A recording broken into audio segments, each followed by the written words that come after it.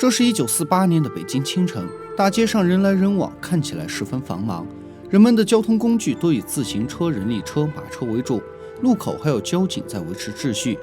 而在斑驳古旧的胡同里，到处都充斥着小贩的身影，有修鞋的、磨剪子的、卖早点、卖报的。每个行业都有自己独特的吆喝方式以及专属的小鼓铃铛，这样家里的主妇就能根据叫卖声和敲击声出门购买自己需要的东西。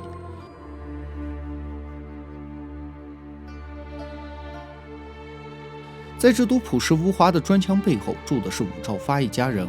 伍兆发是顶尖的生物学专家，他24岁就获得了美国的博士学位，回国后在北京师范大学担任教授。他和妻子一共育有7个女儿1个儿子，其中有个女儿叫向梅，后来在86版《西游记》中扮演过乌鸡国王后。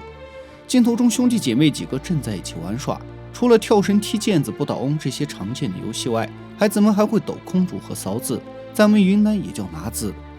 由于当时民国政府的经济濒临崩溃，物价飞涨，所以伍教授根本没钱让孩子去上学。幸好妻子黄月华也是高知分子，因此他便充当了教师的身份，给孩子们教授数学、语文以及英语。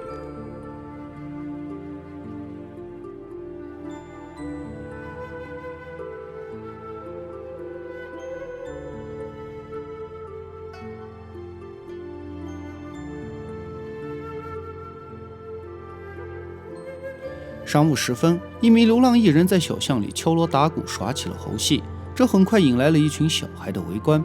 包括伍家姊妹也纷纷放下手中的课本，跑到门外观看。随着小猴戴的面具不同，艺人会唱上几句相应的词以烘托气氛，比如面具是杨六郎就唱杨家将，如果是孙悟空就唱几句西游记。猴三儿猴三儿孙大郎，打开西厢穿衣裳，穿上衣裳戴上帽，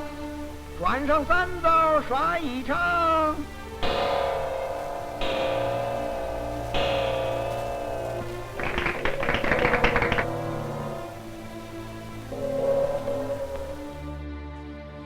与此同时，黄月华正在土灶上准备着午饭。虽然丈夫贵为大学教授，但家里连肉都吃不起，就算是过年过节也只敢稍微买点肉提下胃。从镜头中可以看到，伍家老老小小加起来一共有10余口，但饭桌上只有3个素菜，且都是萝卜、干豆这些便宜的蔬菜。主食方面则以玉米面做的窝窝头为主，白面馒头就只有2个。在这顿午餐中，唯一的荤菜是一个鸡蛋，是专门为老人准备的，但爷爷奶奶一般都会让给小孙子吃，又按照中国的传统观念，未来将由他继承香火。而为了减少活动、节省粮食，伍家的孩子每天都睡得很早。第2天是伍老爷子的寿诞，所以仆人精心制作了一些面食，有盘旋成塔状的长寿面，也有长寿桃。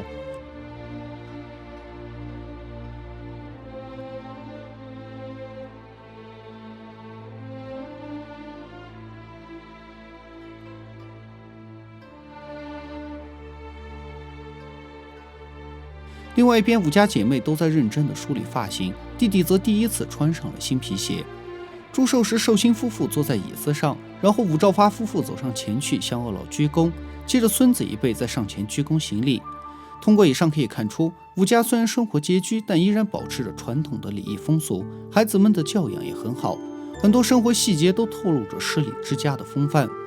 这部纪录片名为《北平一家》，是美国在1948年拍摄的。虽然只有短短的20分钟，但却记录下了当时中产家庭的真实生活。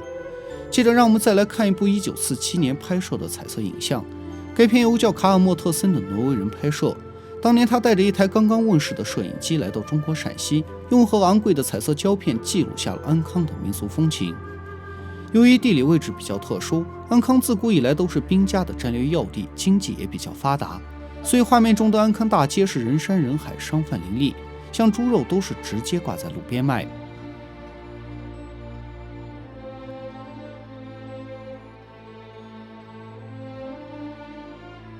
这里卖的是陕西的传统小吃抗康馍，和芝麻饼比较类似，因为它保存时间比较长，也方便携带，所以那些走南闯北的商贩在赶路时都会带上几个。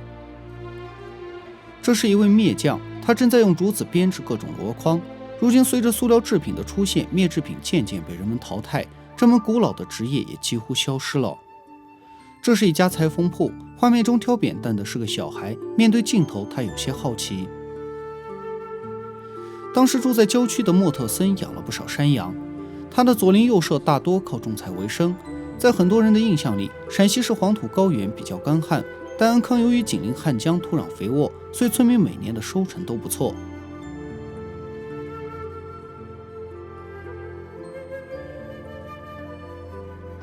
除了种地外，村民还制作佛香和油纸伞。传统佛香的制作需要很多道工艺，镜头中的夫妇正在进行最后的晾晒和包装。而传统油纸伞根据颜色不同，用途也不同，一般婚礼用的是红色，送葬用的是白色。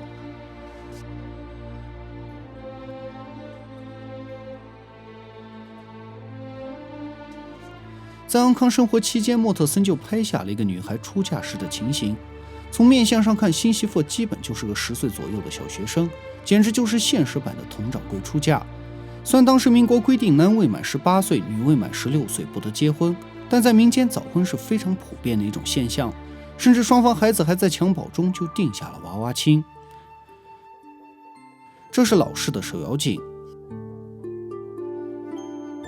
这位中年农妇正在用原始的纺车制作棉线。在20世纪，纺线织布是每位农家妇女必备的手工技巧。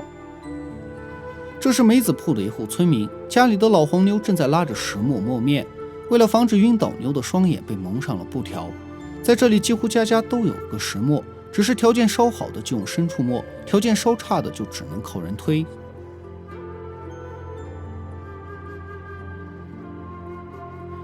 这位妇女抽的是水烟。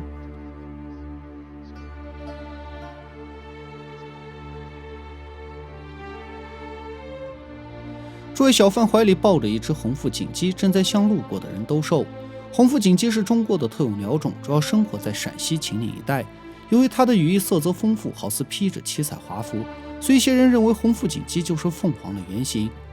由于安康紧邻汉江，所以摆渡船是老百姓最主要的交通工具。一般情况下到老河口需要8天，但回来至少需要3个礼拜，因为回程需要纤夫拉着木船逆流而上。这是安康的一所学校，也就是今天的安中。当时整座学校只有120个小学生，70个中学生。由此可见，在民国能读得起书的人很少，基础教育跟今天根本没法比。那么本期解说就到这里，更多精彩内容请大家持续关注。